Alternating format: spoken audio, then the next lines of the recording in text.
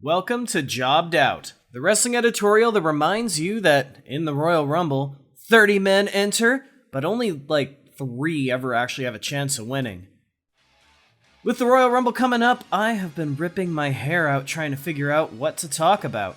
My favorite Rumble, my favorite match, a 26th video about Chris Benoit. The big channels are all ranking their favorite full pay-per-views, and I'm here trying to eliminate the bad options. And that's when it hit me. Elimination. Yeah, that's the answer. Any diehard wrestling fan has had a favorite elimination. And everyone has had that moment. The worst feeling. Seeing your guy tossed when you thought he was going to go all the way this year. The basic rule when it comes to the Royal Rumble is this. In order to be eliminated, you must be thrown over the top rope and both feet must touch the floor. And I promise you, at some point, a wrestling fan is practically guaranteed to be pissed off when their guy is eliminated in some sucky other way. Like the rules were all thrown out the window. So today, I present for you Freaks 5 Sucky Other Ways to Lose a Royal Rumble Match. 5, 4, 3, 2, 1. Number 5. Being replaced while you make your entrance. It feels like this happens once every year or two, doesn't it? Ty Dillinger, Curtis Axel, Spike Dudley, don't forget Test. Attacked as they're supposed to make their entrance and never officially entered in the Rumble. It's gotta be one of the most heartbreaking ways to learn that you're not gonna main event Mania. It's an even bigger stinger because the person who attacked you just takes your spot. Hell, we saw Becky Lynch do it. Even though, she didn't attack Lana, she just walked out there, took the spot, and won the whole damn thing, leaving the ravishing Russian to wonder, what if? 5, 4, 3, 2, 1. Number 4, the no-show. What's worse than not making it down the ramp and into the ring? Not making it into the building. The buzzer sounds and nothing! No one comes down. 2 minutes later, the next person's on their way and the show just goes on. This happened in '91 when Macho King Randy Savage, who had earlier cost the Ultimate Warrior the WWF title, just fled the scene. No replacement made, just moved on. But I guess it's fine. We all knew Savage was gonna have his WrestleMania match set in stone anyway. It has happened since. Bastion Booger actually shot vignettes in the back about drawing his number. And when his time came, nothing! Eventually, Bret Hart would slide in, but Bret was already going to be in the match. He didn't replace Booger, Booger just never showed up. 5, 4, 3, 2, 1. Number 3. Eliminating yourself. Macho Man, you almost did it again. The WWE had to be really creative when Randy Savage accidentally eliminated himself because he was invested in the Jake Roberts feud.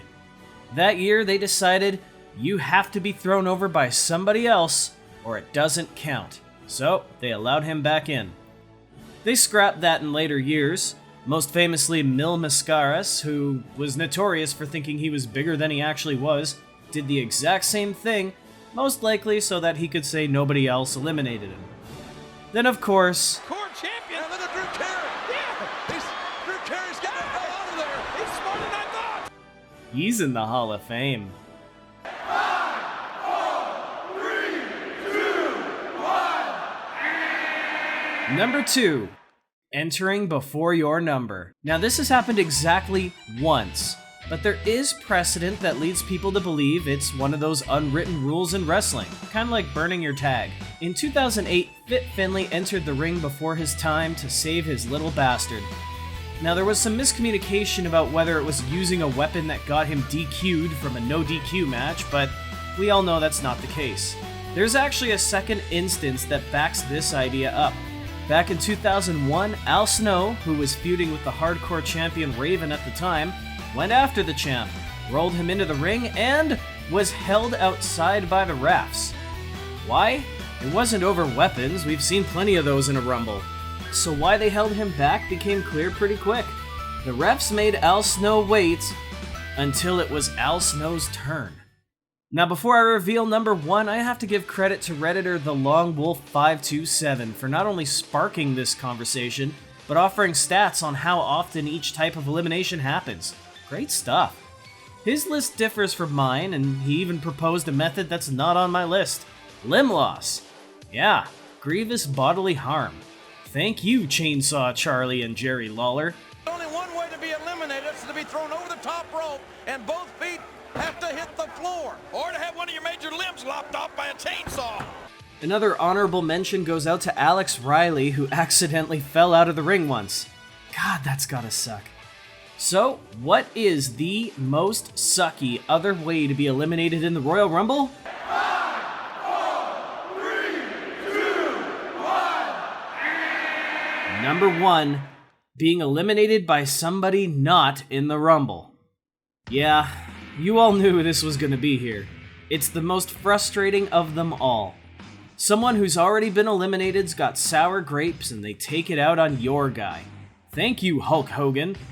Granted, Vader did this once too and ended up throwing everybody out, including the guy who was supposed to win it. Whoops. So they said screw it and put everybody back in again. There's also the time Kane took out CM Punk after being eliminated, but it's actually a pretty safe bet you know the story behind that one. There you have it. 5 sucky other ways to get eliminated from the Royal Rumble. So, tell me, what is the most frustrating, annoying, sucky elimination that you remember in your memories of the Rumble? Let me know in the comments. For now, though, I better get my shoulders off the mat. So thank you for tuning in to Jobbed Out. Catch you next time.